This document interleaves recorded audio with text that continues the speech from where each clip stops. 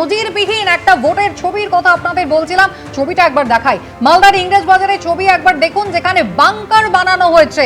CRPF এর জওয়ানরা তারা এই বাংকার বানিয়েছেন। একেবারে অন্য রকমের একটা ভোট কিন্তু 2026-এ পশ্চিমবঙ্গের মানুষ দেখছেন। বিস্তারিত জানাবে দেবস্মিতা।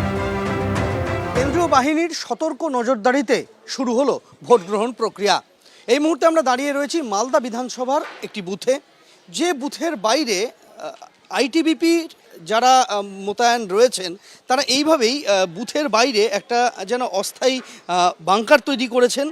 এখানে আমরা দেখতে পাচ্ছি যে ইট দিয়ে সেই বাংকার তৈরি করা হয়েছে এবং সেই বাংকারে একেবারে আগ্নেয়াস্ত্র প্রস্তুত করে রাখা হয়েছে। বাইরে লম্বা লাইন আমরা দেখতে পাচ্ছি যে ভোটাররা ইতিমধ্যেই সকাল থেকে লাইন দিয়েছেন।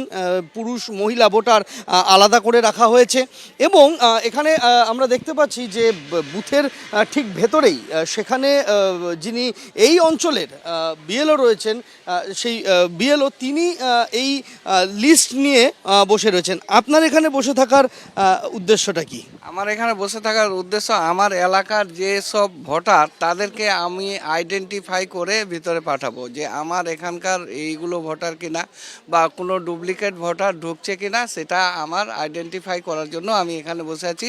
এবং কেউ যদি ভোটার স্লিপ ছেড়ে আসে তাকে আমি আইডেন্টিফাই করে সিরিয়াল নাম্বার দিয়ে ভিতরে পাঠালে ও ভোট দিতে পারবে। অর্থাৎ কমিশনের তরফ থেকে ব্যবস্থা নেওয়া হয়েছে এবং ব্যবস্থা নেওয়া হয়েছে এখানে কমিশনের তরফ থেকে নিরাপত্তার বিষয়টাও দেখভাল করার, যাতে কোনো রকম মাছি গলার সুযোগ না পায়। দিনের শুরুতে কড়া আঁটোসাঁটো ব্যবস্থা, দিন কেমন কাটবে এখন সেটাই দেখার বিষয়। তবে বুথের ভেতরে, বুথের বাইরে, রাস্তায় সর্বত্র কড়া নজরদারির বন্দোবস্ত চোখে পড়ছে গোটা মালদা জেলার সবকটি বুথ জুড়ে। আজকে অবশ্যই আমাদের যেদিকে নজর থাকবে তা হচ্ছে পূর্ব মেদিনীপুরের নন্দীগ্রাম বিধানসভা কেন্দ্র, যেখানে একেবারে আপনারা জানেন বিজেপির প্রার্থী শুভেন্দু অধিকারী এবং তৃণমূল কংগ্রেসের প্রার্থী পবিত্র কর দিনের শুরুতে কি বললেন দেখুন।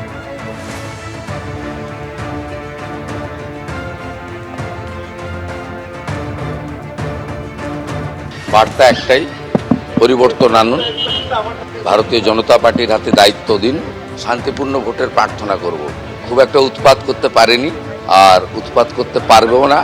প্রাথমিকভাবে গতকাল ভোটের আগের দিন রাত্রিটা খুব মিনিংফুল থাকে।